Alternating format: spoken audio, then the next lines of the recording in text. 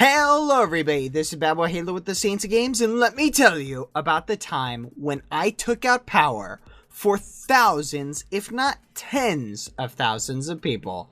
Let's begin. Alright everybody, so if you saw my previous video where I talked about my house flooding, right, and I'll link that here if you want to go check it out, I mentioned a story at the very end that some of you said you were interested in hearing, where I said that I had taken out power for thousands of people in the past, and that was one of my most horrible experiences. And a lot of you guys want to hear it, so I thought, hey, let me share that story with you. This is totally true. All of this is 100% legit, and a lot of you guys tried to guess in the comments section, like, oh, well, how would Bad Boy Halo take out power for thousands of people? And a lot of you guys tried to guess. No one figured it out, but some of you were close. So I'm just going to go into the story. First things first, no, it wasn't anything to do with me at home plugging in a computer that like short-circuited the whole neighborhood or anything like that. It's much more severe than that. So let me just start right from the beginning. All right, so I was leaving work, heading home. It had been a long day at work. I used to work, for those of you, a lot of you guys know this already, but I used to work as a school, basically as a, quote, teacher, working with students one-on-one and whatnot. So I was heading home from that, and as I'm driving home down the road, I ended up having a problem with my car. The car I was driving at the time was a red pickup truck, and it was currently in the news. This car brand was having a lot of issues where the car would just have this mechanical problem which would cause people to lose control of their vehicle. And so I was driving home. I ended up losing control of my car due to this problem, and it was literally just the worst time because I was going around this curve when I lost control of my vehicle and slammed headfirst into a telephone pole. Now, hitting this telephone pole immediately just like knocked all the air out of me. My airbag exploded, punching me in the face, like knocking me unconscious, just like all the air out of me, and I'm just like, dazed, and my car hits it, goes bouncing, like bounces off the telephone pole, and then like bounces like into this field, right? And I'm just sitting there in my car. The entire right side of my car, like the passenger seat, is like crushed in. If someone had been in that seat, it would have killed them. They would have been dead. Like, that's how hard I hit this telephone pole. And I hit this telephone pole really hard because right after I hit it, the telephone pole came crashing down behind me. Literally, I hit it so hard that the telephone pole fell over. I knocked a telephone pole over, which is something that you probably rarely ever see happen when a car, usually a car will wrap around a telephone pole when it hits, but luckily I didn't hit it straight on. So because I hit it on the right side of the car, it hit it, and then I like ricocheted off. So luckily that helped me. Now, unluckily, when the first telephone pole fell over, it pulled down the second telephone pole right next to it as well. So two telephones were pulled out, so two telephone poles were pulled down in one hit. So I got a 2-for-1 headshot. In hindsight, it was pretty sweet, but at the time I was freaking out because I lived in Florida at the time, and it was not my car that I was driving, it was my dad's car. And so I was freaking out because I'm like, oh my gosh, my dad's gonna kill me, because I just crashed his car. So I was not, enthusiastic about it, and I'm freaking out. And I'm like, trying to think about what to do. I get out of the car, and I'm still in a daze, and I like walk away from the car a little bit. I'm watching like the electric things that are on the top of power lines. They're like exploding, like as they're laying on the ground where they had hit. And I'm just like sitting in the grass, freaking out, like, oh my gosh, what am I gonna do? And I take out my phone, getting ready to send my parents a text. And then I look, and this is what's crazy about it. So I had been on the way home, but the place where I had hit, right? The telephone pole that I had hit. This is what's so crazy about the situation. I hit this telephone pole, which pulled down another one.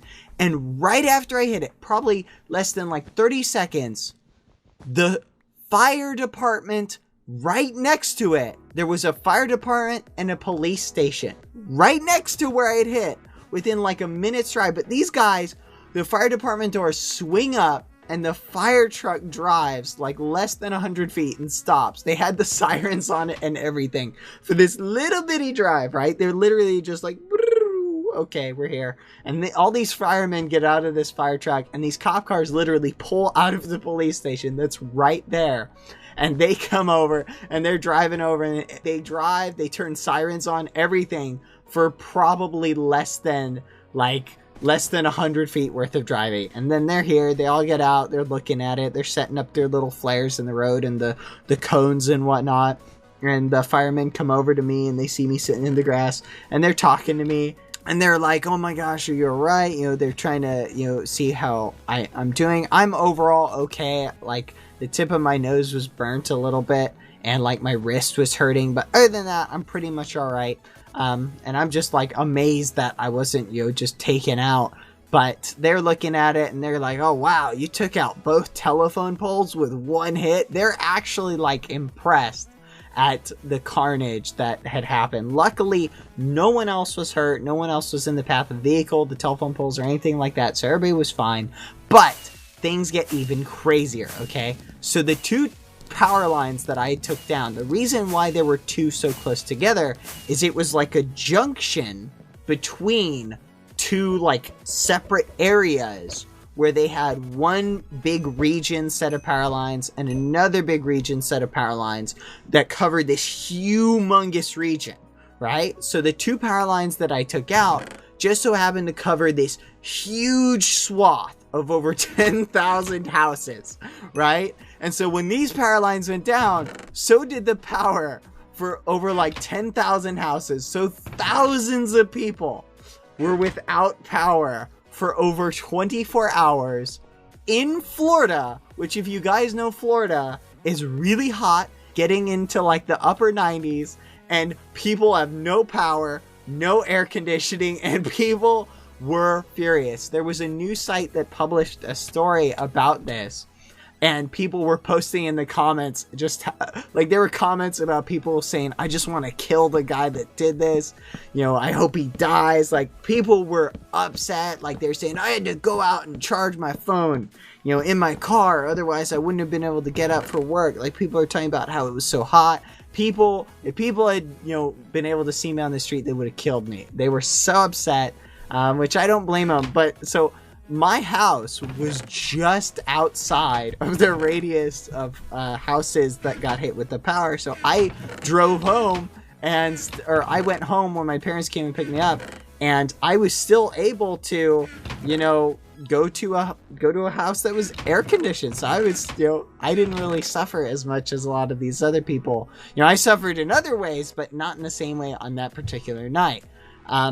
But it gets even crazier than this. There's still more. So there was a school district that was just about to start their freshman orientation. So it's near the end of summer. It's getting to the start of the school year. And this local high school that was within the radius of what, you know, the power outage, they were going to have a freshman orientation day, which everybody who's been a freshman knows that that's when they bring in all the freshmen and let them go to all their classes, get used to their schedule, check out their locker, all that stuff. So they had no power that day. So guess what?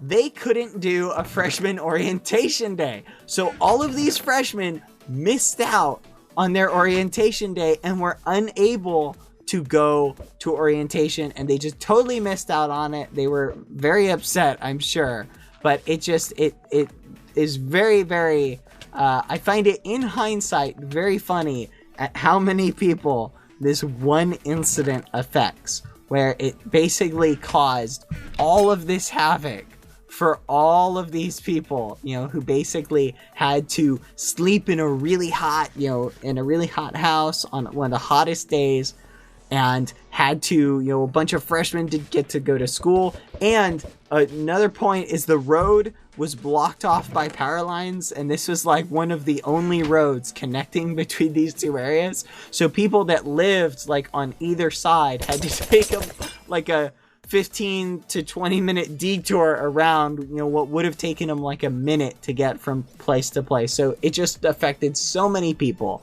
And yeah, in hindsight, I find it kind of funny, you know, when you think about it, but I'm telling you, at the time, I was freaking out. I was, you know, not having a good day.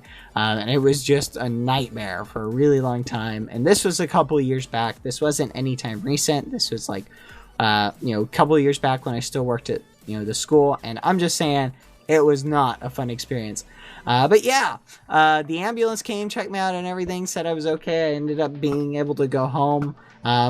You know, it's funny, when I sat in the ambulance, the first thing they do when you're in an accident and the ambulance comes to check you out is they check to see if you'd been drinking, right? And so I'm in the ambulance, and the paramedic lady, who was very nice, by the way, kudos to her if she ever sees this, but she's very nice.